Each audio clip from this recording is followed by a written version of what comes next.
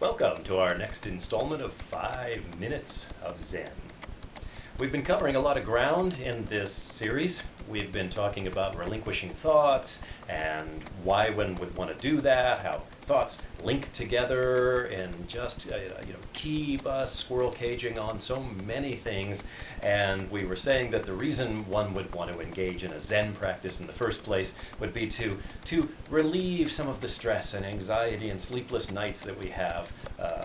Often, most of us encounter these things with our daily lives and bills and jobs and all of those kinds of things. And ultimately, we are looking to relieve this idea of dukkha that the Buddha identified, this dissatisfactory feeling that somehow we are limited in this world, and eventually, we all know it doesn't end well. We'll all pass, and we'll all know people who struggle bitterly sometimes. Anyway, it's a way to examine this world and to come to terms.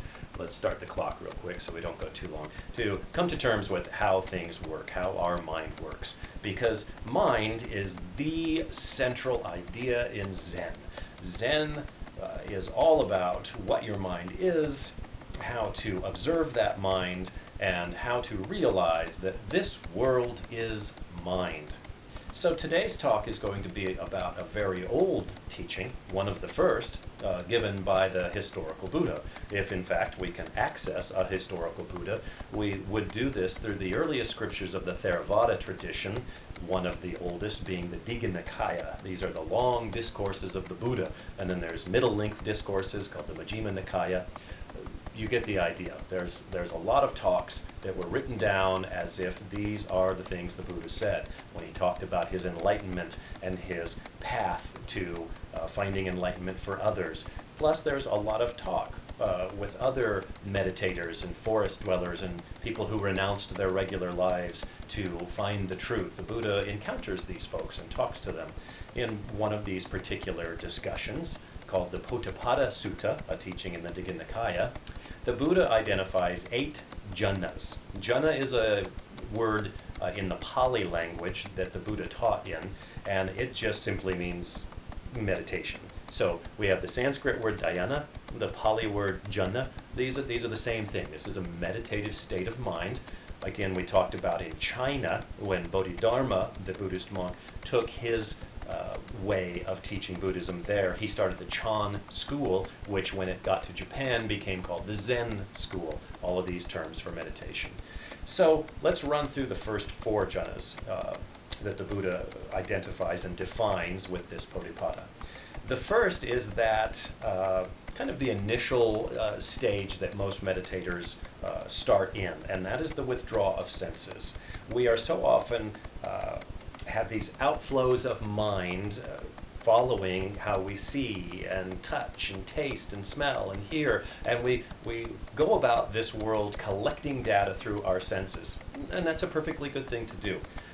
When we're meditating, what we want to do is stop the outflow and go within. So the first step is to relinquish or to stop this outflow of the senses, to turn inward and not pay attention to the senses. So that's jhana 1. Then, when one is sitting there, not following any sensory perception, there is a lot of thinking going on. And the next is the identification of not thinking and pondering on things. And there's a certain peace and repose that comes when the senses are withdrawn and you are no longer working on different thoughts and constructing ideas. You just let go of thinking and pondering.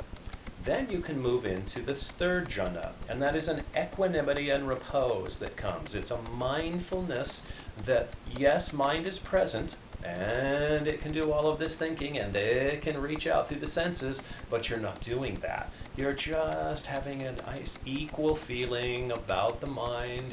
And it's called equanimity and mindfulness. That's the third jhana. Then you move into what the Buddha identifies and defines as the 4th jhana of beyond pleasure and pain.